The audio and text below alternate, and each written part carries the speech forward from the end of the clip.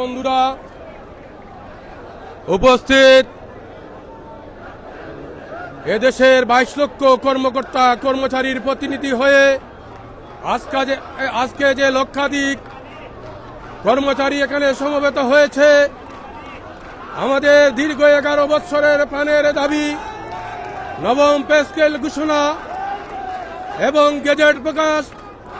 আমরা দীর্ঘদিন এই দাবিতে আন্দোলন করে আসছি, একটি সহনশীল আন্দোলন করে আসছিলাম, কিন্তু এই সরকার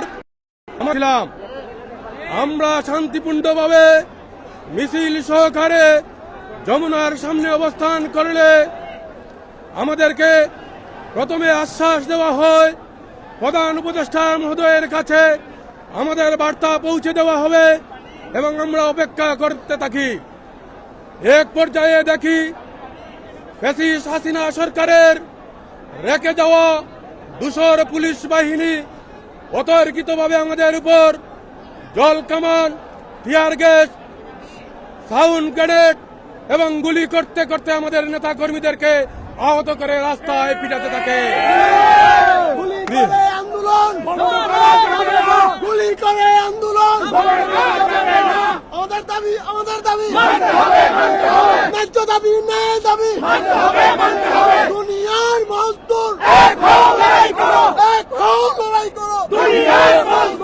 প্রিয় বন্ধুরা, আমরা যে কথা বলতে চাই, এদেশের কর্মচারীরা লেখাপড়া করে কলম হাতে নিয়েছে, এরা টেবিলে বসে অফিসে কলম দিয়ে লিখবে, কিন্তু কেন আমাদেরকে পরিকল্পিতভাবে রাজপথে নামানো হলো? স্বৈরাচারী ফ্যাসিস্ট সরকার দীর্ঘ 11 বছর যেখানে আমরা 2টা পে স্কেল পাই, সেটা না দিয়ে এদেশ থেকে পালিয়ে গিয়েছে।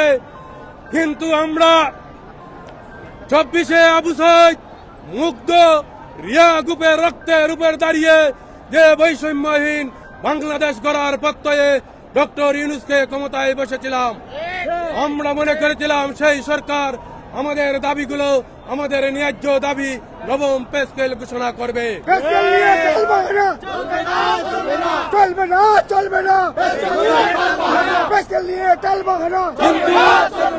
কিন্তু নানান অজুহাতে আমাদের পে স্কেলের নাটকের নামে একটা কমিশন গঠন করা হয়। সেই কমিশন আমাদের দাবির মুখে একটি রিপোর্ট পেশ করে, কিন্তু আবারও সেই রিপোর্ট নিয়ে অথর্ব উপদেষ্টাগণ আমাদের সাথে ছেলে খেলা খেলতে শুরু করে। একজন বলে গেজেট করা যাবে না, একজন বলে টাকা দিয়ে রেখে গেছি, পরবর্তী সরকার এসে করবে। আমরা পরবর্তী সরকার এসে যদি করবে, তাহলে কেন আপনারা কমিশন গঠন করলেন? কেন আপনারা রিপোর্ট প্রকাশ করলেন? কেন আমাদেরকে আশ্বাস দিলেন? আমরা নির্বাচন করতে চাই, আমরা নির্বাচনে ভোট দিতে চাই, আমরা কর্মকর্তা কর্মচারী হিসাবে নির্বাচনে ভোট গ্রহণ করতে চাই, কিন্তু আমাদেরকে ভোটের 1 সপ্তাহ আগে কেন রাজপথে নামতে হলো? আমাদেরকে কেন এদেশের জনগণ কিংবা দেশের রাজনৈতিক দলের মুখাপেক্ষী করা হলো? আমরা তো কারো বিরোধিতা নয়, আমরা আমাদের পেটের দাবি, আমাদের রুটি রোজগারের দাবি, আমার ছেলে মেয়ের লেখাপড়ার খরচ জুগাতে, আমার পিতামাতার চিকিৎসার খরচ জুগাতে, ন্যূনতম খেয়ে পড়ার জীবন বাঁচাতে আমাদের আজকের লড়াই। কিন্তু আমাদেরকে আজকে লাঠিপেটা সহ্য করতে হচ্ছে, আমাদেরকে আজকে গরম পানি মারা হচ্ছে। আমাদের এক ভাই এখন হাসপাতালে অনেক ভাই গেছে, আমার পাশে এক ভাই টিয়ার সেলের আঘাতে আঘাতপ্রাপ্ত হয়ে দাঁড়িয়ে আছে। আমাদের মনে জ্বালা, আমাদের শরীরেও এখন জ্বালা দিবেন। সেই জ্বালায় এদেশের 22 লক্ষ কর্মচারীরা আজকে জেগে উঠেছে। ডক্টর ইউনূস সরকার, আপনার এমনিতেই ক্ষমতা ছাড়ার সময় হয়ে গেছে, সেই সময়টুকু আপনি পাবেন কিনা আমরা জানি না। 22 লক্ষ কর্মচারীর প্রতিটি পরিবারে যদি ন্যূনতম 3 জন সদস্য হয়ে থাকে, তাহলে আমরা 66 লক্ষ লোক, আমাদের 1,32 লক্ষ হাত আপনার বিরুদ্ধে আজকে আমরা দাঁড়িয়ে গেলাম। আমাদের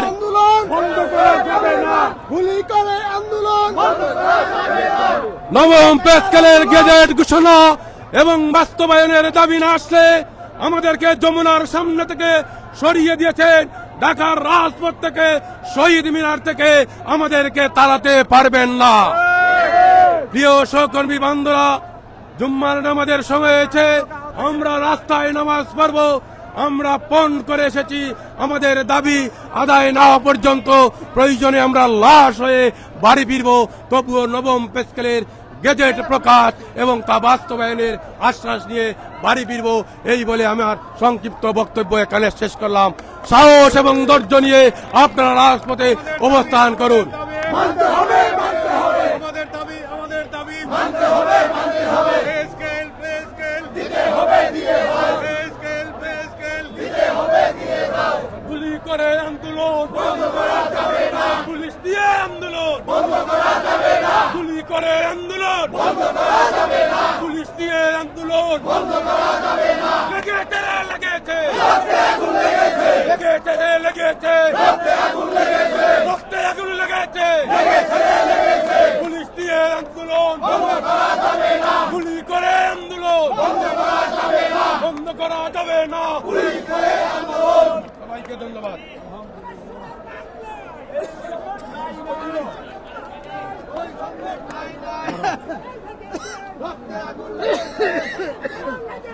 রক্তে আগুন লেগেছে, দিতে হবে, দিয়ে দাও, বিসমিল্লাহির রহমানির রহিম। আজকের এই দিনে আমরা যে আশা ভরসা করে শহীদ মিনারে দূর দূরান্ত থেকে টেকনা বইতে তেতুলিয়া পর্যন্ত কর্মচারী যা আছে সমস্ত কর্মচারী শহীদ মিনারে আমরা উপস্থিত হয়েছিলাম। সাথী ভাইয়ের আমার, আজকে দুঃখের সহিত বলতে হয় আমরা জীবনও কল্পনা করতে পারিনি যেই স্বৈরাচারী শেখ হাসিনার মতন এই পুলিশ দিয়ে আমাদের বাইকদেরকে আহত করেছে, আমাদের বাইকদেরকে মেডিকেল পাঠাইছে, বোমা মারছে, তারপরে টিয়ার সেল মারছে। এটা খুব দুঃখজনক বলে আমি মনে করি। সাথী বন্ধুরা আমার, সাথী ভাইয়ের আমার, আমরা এটা বলতে চাই যে আমরা 22-23 কর্মচারী আছি, সেই 22 লক্ষ কর্মচারীর মধ্যে যদি ইন্নু সাহেব চিন্তা ভাবনা গেজেটটা আমাদেরকে অন্তত পক্ষে দিয়ে যান। আন্নাতে ইন্নু সাহেব, আপনার বিরুদ্ধে আমরা সরকারি কর্মচারী কোনো সময় আমরা কুশৃঙ্খল কোনো কথাবার্তা বলিনি। আমরা বলেছি ইন্নু সাহেব একটা নোবেল পুরস্কারের মালিক, খুব ভালো লোক, খুব সম্মানী ব্যক্তি, তাকে সম্মান দিয়ে কথা বলবেন। আমরা ঠিক সম্মান দিয়ে আমরা কথা বলি। যেহেতু নোবেল পুরস্কার এবং ইন্নু সাহেবের কাছে আমরা আশা করেছিলাম যে ওনার দ্বারা এই ঘোষণা দিবে, আমরা এটা পাবো জানুয়ারিতে।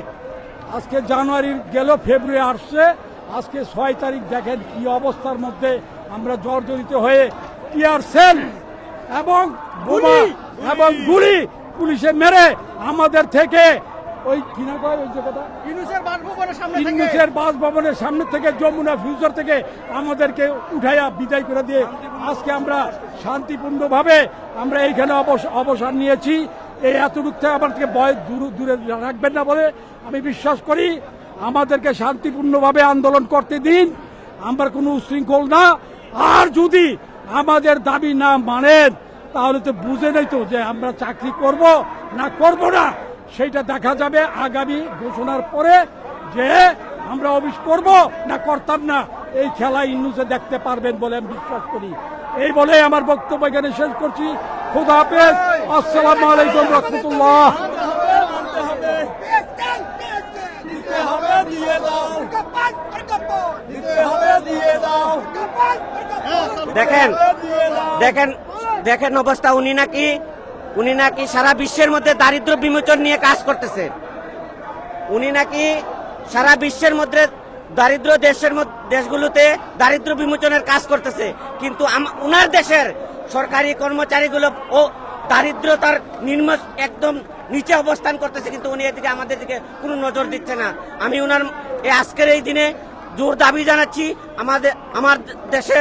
উনার দেশের সাধারণ কর্মচারীদের দিকে উনি যাতে জরুরি ভিত্তিতে নজর দেন এবং আজকে 2-1 দিনের মধ্যে যাতে এটা সমাধান করেন। আর নাইলে আমরা এই রাস্তাতে থাকবো, এখানে জীবন দিব, তবু এখান থেকে যাব না ইনশাল্লাহ। এবং কি আমাদের আজকে উনি দারিদ্র বিমোচন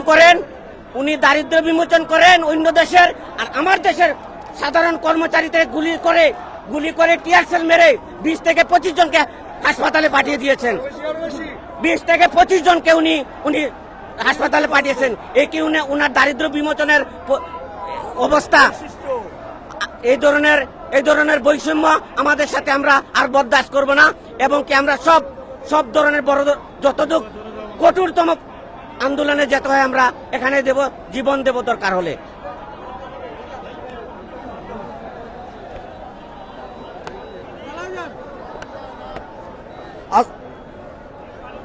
আজকে আমরা সাধারণ আন্দোলনকারীরা সুস্থভাবে সুন্দরভাবে আন্দোলন করেছিলাম, কিন্তু শান্তিপূর্ণ আন্দোলনে কেন হঠাৎ করে টিয়ার সেল গুলি কেন? আজকে আমাদের ১০ শতাধিক ভাইকে গুলিবিদ্ধ হয়েছে কেন? আমরা কি ইন্ডিয়া থেকে বেশি এসেছি? আমরা এই বাংলা নাগরিক, আমরা যৌক্তিক আন্দোলন নিয়ে আসছি, আমরা কোনো অযৌক্তিক কোনো আন্দোলন করি নাই। আজকে আমার বাংলাদেশ কেন দুর্নীতিগ্রস্ত? একমাত্র দায়ী আমাদের সরকার। কারণ আমরা একজন সাধারণ কর্মচারী যখন 16,000 টাকা 18,000 টাকা বেতন পাই, সেই টাকা দিয়ে সংসার চলে না।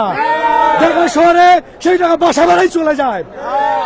আমার সন্তান, আপনার সন্তান যখন বাবাকে বলবে, বাবা আমার জন্য একটা পুতুল নিয়ে আসো, একটা চকলেট নিয়ে আসো, কিন্তু আপনার পকেটে তো পয়সা নেই ভাই, তখন আপনি কি করবেন?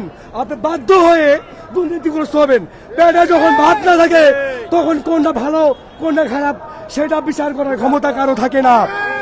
তাহলে আমরা আমাদের একটা যৌক্তিক আন্দোলন নিয়ে আসছিলাম যে আমাদের পে স্কেল গঠন করতে হবে, কিন্তু পে স্কেলের নামে আমাদের ইনু সরকার পে স্কেল গঠন করে আমাদেরকে বললো, যেমন একটা উদাহরণ দিতে চাই, আমাদেরকে বলা হয়েছে আপনাকে দাওয়াত দিল, ভাই আমাদের বাসায় আপনার দাওয়াত দিল, হাত ধোয়াইলো, প্লেট দিল, লাস্টে বললো ভাত নাই, বের হয়ে যা। তাই ইউনুস সেই রকম চেষ্টা করছে আমাদেরকে সব রেডি করে লাস্টে আমাদেরকে প্রতারিত করলো।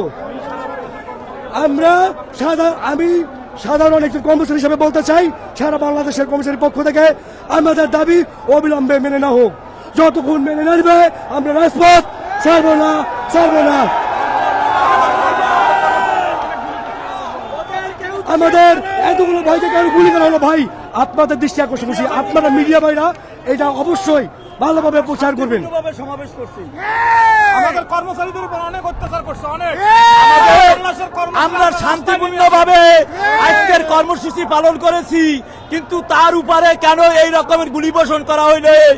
এই আবার ডক্টর ইনুস সরকার আবার সেই 24 জুলাই রচনা করলো, সে বলছে যে একটা সুন্দর ইতিহাস করিয়া নির্বাচন করবে। তার নমুনা কি এইটা? এই 22 লক্ষ কর্মচারী ছাড়া উনি কি এই নির্বাচন উঠাইতে পারবে? ওনার বাংকারে কি এই নির্বাচন উঠাবার কোন শক্তি আছে? ওনার কি এই আর্মি বিজেপি দিয়া কি এই নির্বাচন উঠাবে? কে পুলিং হবে, কে প্রিজাইডিং হবে? এই কর্মকর্তা কর্মচারীরাই এই পুলিং হবে, এই প্রিজাইডিং হবে। তাদের উপরে এই রকমের জুলুম কেন করলো? আমরা তাহার প্রতিবাদ ও নিন্দা জানাই। আমাদের উপরে অনেক অত্যাচার করেছেন, অনেক লোক গুলিবিদ্ধ হয়েছেন। এইটা ইউনুস গভর্নমেন্টের কাছে আমরা আশা করি নাই। তিনি একজন বৈষম্য মুক্ত গভর্নমেন্ট, অন্তর্বর্তী গভর্নমেন্ট। তিনি এই রকমের যে স্বৈরাচারীর মতন আমাদের উপরে গুলিবর্ষণ করিবে, এইটা আমরা কোনোদিনই করি নাই। এই রকমের অত্যাচার করে, গুলি করে আমাদের দ্বারা উনি কোনো অবস্থাতেই নির্বাচন করাইতে পারবে না। আমি আর একটা কথা বলতে চাই, তারেক রহমানকে উদ্দেশ্য করে বলতে চাই, আপনি নাকি আগামী দিনের প্রধানমন্ত্রী হবেন। আমি ডক্টর ইনুস সাহেবের সাথে আপনি কথা বলেন, আপনি 22 লক্ষ কর্মচারীর উপরে গুলি কেন? আপনি তারেক রহমান, আপনি এদের সাথে আবার গুলি করতেছে, তারা দাম গুলি করছে, সারা বাংলাদেশ আসাল হয়ে যাবে, গুলি করে থামাইতে পারবে না। যদি গুলি করে থামাইতে পারতে তাহলে শেখ হাসিনাও এই বাংলাদেশে থাকতে পারত। আপনি গুলি করে এই লক্ষ লক্ষ কর্মচারী থামাইয়া রাখতে পারবেন না।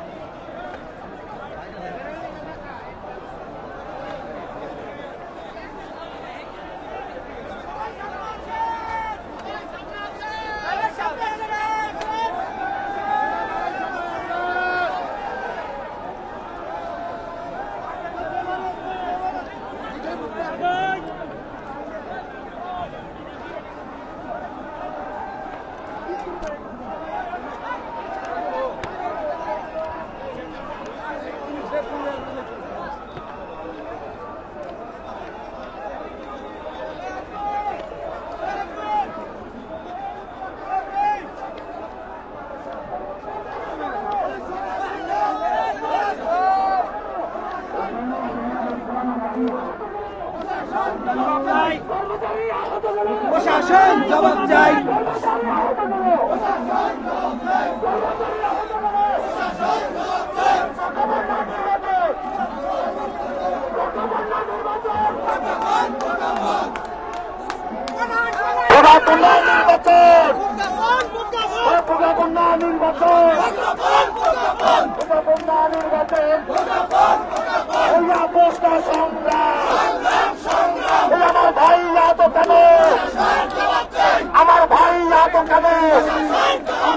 আমার ভাই তো কেন অবিলম্বে দেশকে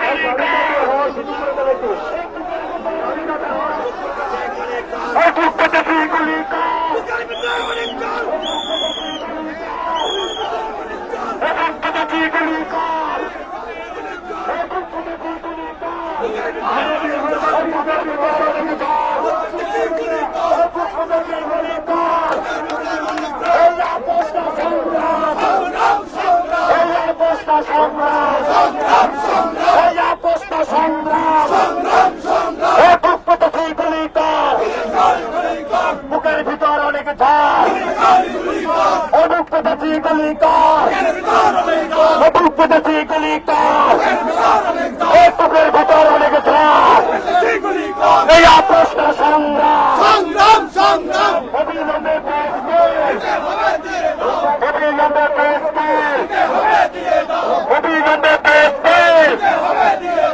অবিলম্বে অবিলম্বে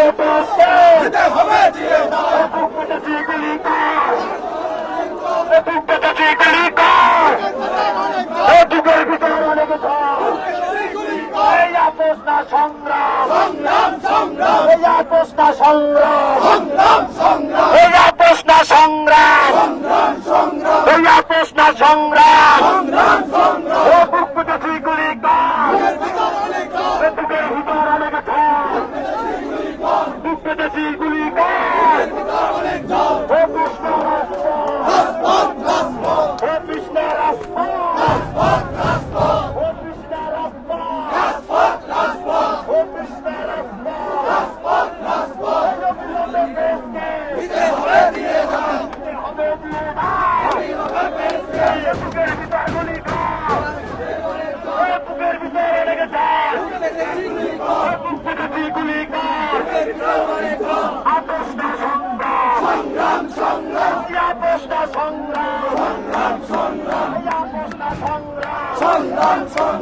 অবিনত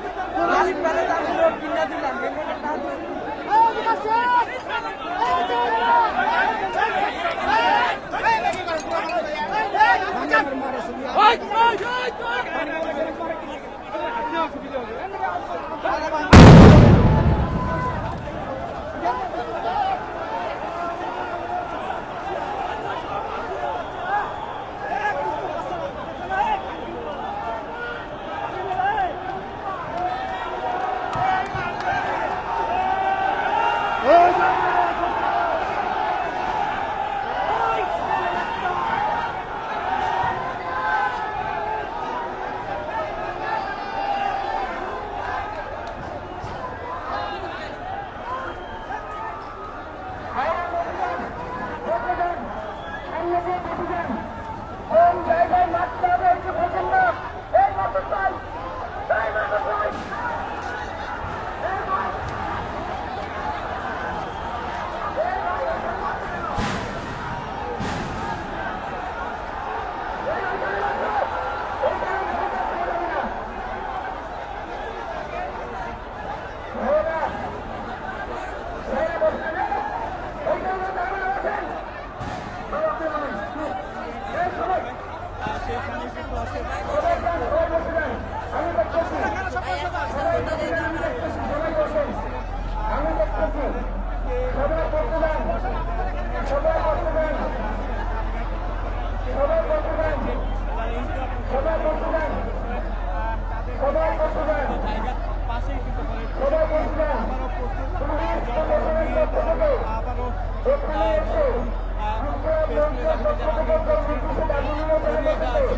তাদেরকে ছড়ি বলতে হবে ছড়ি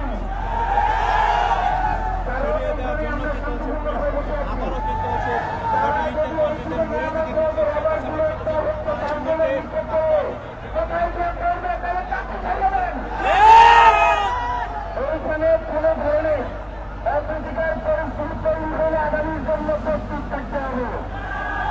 সবাই চুপ করে বলবেন কেউ উঠবেন না। আমরা কেউ দেখলে জোরে দেখছি না। একটা কথা বলুন, আবার কাজকে আগে আমাদের আমাদের কোনো ভাইকে আহত করবে আমরা এখান থেকে পেয়ে যাবো। আমি সেই ভাই আপনারা এটা মনে রাখবেন। আপনারা ঘরের মধ্যে থাকুন, শান্তিপূর্ণভাবে অবস্থান করুন, শান্তিপূর্ণভাবে অবস্থান করুন। আর ওই বাড়িতে যে ঘরের দায়িত্ব পালন করছেন আপনারা দয়া করে কোনোভাবেই ওই বাড়িতে ভাঙবেন না। এখানে যা কিছু এলাকা আপনারা এখানে শান্তিপূর্ণভাবে অবস্থান করবেন, পারবেন না? সবাই বসে যান।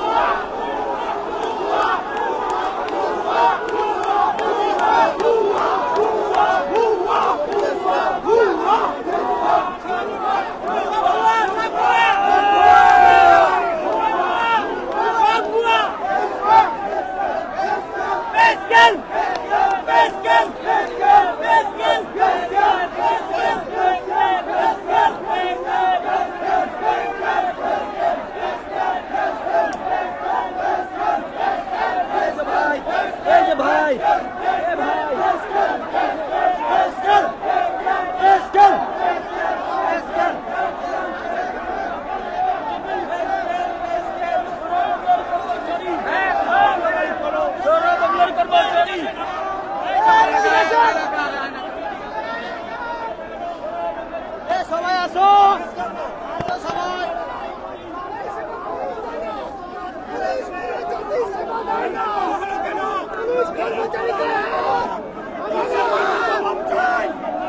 পুলিশের কাছে জবাব চাই। আমার ভাইয়ের অভিযোগ জানালো কেন? পুলিশের কাছে জবাব চাই। পুলিশের কাছে জবাব চাই, আমার ভাইয়ের কেন গুলি করা হলো, আমার ভাইয়ের রক্ত ঝরানো হলো কেন জানতে চাই অন্তর্বর্তী সরকার। আপনার কাছে জানতে চাই আমার ভাইয়ের গায়ে গুলি কেন, আমার ভাইয়ের আমরা এই প্রেস ক্লাবে আগে রাখবো, যুবরাজ থেকে যাব না। সংগ্রামী ও সাথী ও বন্ধুগণ, আমরা আজকে প্রজাতন্ত্রের কর্মচারী, আমাদের পেটের দায়ে আজকে আমরা এখানে এসেছি। আমার ভাইয়ের গুল্লির কেন প্রশাসনের কাছে আমরা জবাব চাই।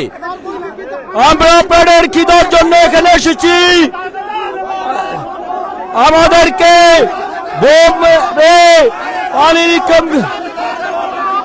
আমার ভাইয়ের রক্ত, আমার ভাইয়ের রক্ত, সারা বাংলার কর্মচারী, সারা বাংলার কর্মচারী, আমার ভাইয়ের রক্ত কেন প্রশাসনের জবাব চাই।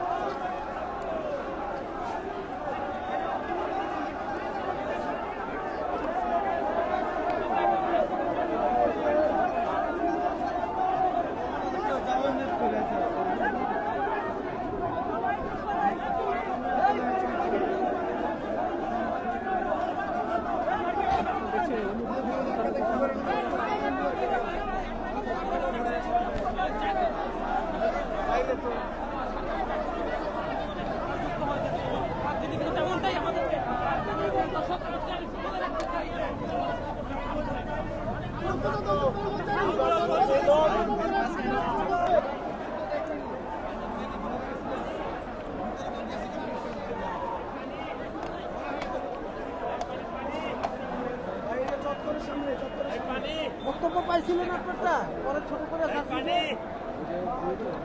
পরে ছোট করে দাঁড়িয়ে থাকো না, এই যে গুলি হচ্ছে, মানে যারা বেরিয়েছে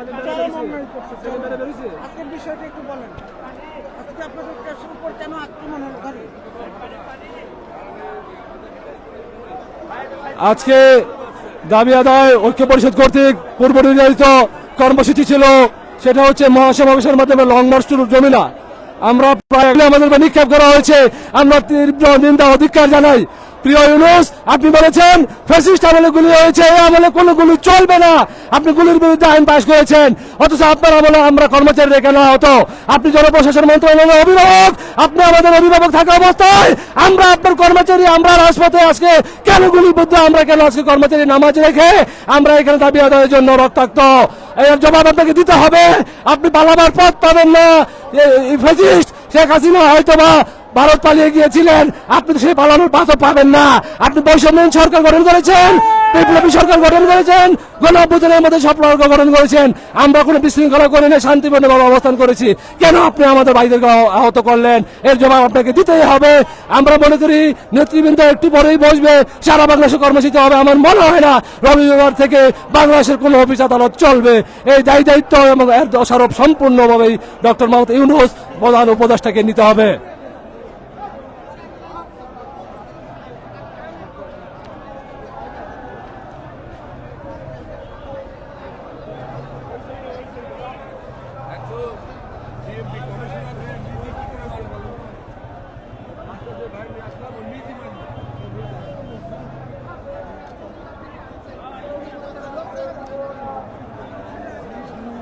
আজকের ঘটনার বিবরণ দেন। আজকে যখন আমরা ছিলাম যমুনামুখী হয়ে, আমাদের শৃঙ্খলাভাবে আমরা সব বিশৃঙ্খলা করিনি, আমরা সুন্দরভাবে অবস্থান কর্মসূচি নিয়েছি।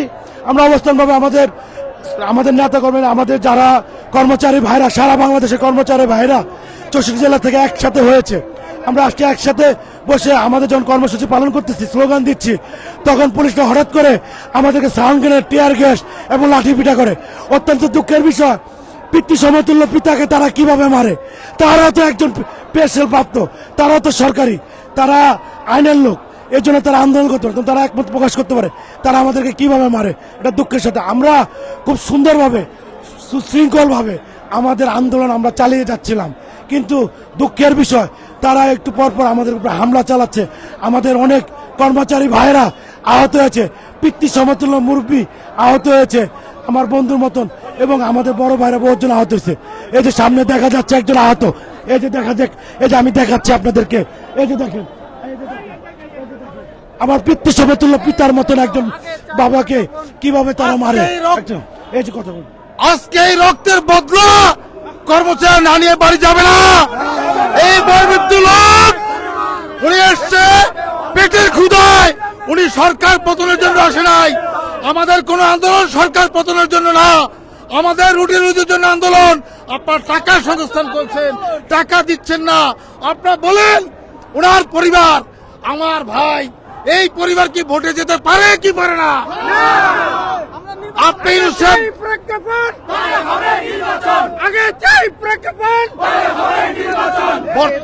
বর্তমান সরকার কৌশল করে আমাদের মাঠে নামিয়েছে, কৌশল করে আমাদের মাঠে নামিয়েছে। আমি মিছিলের সর্বাগ্রে ছিলাম।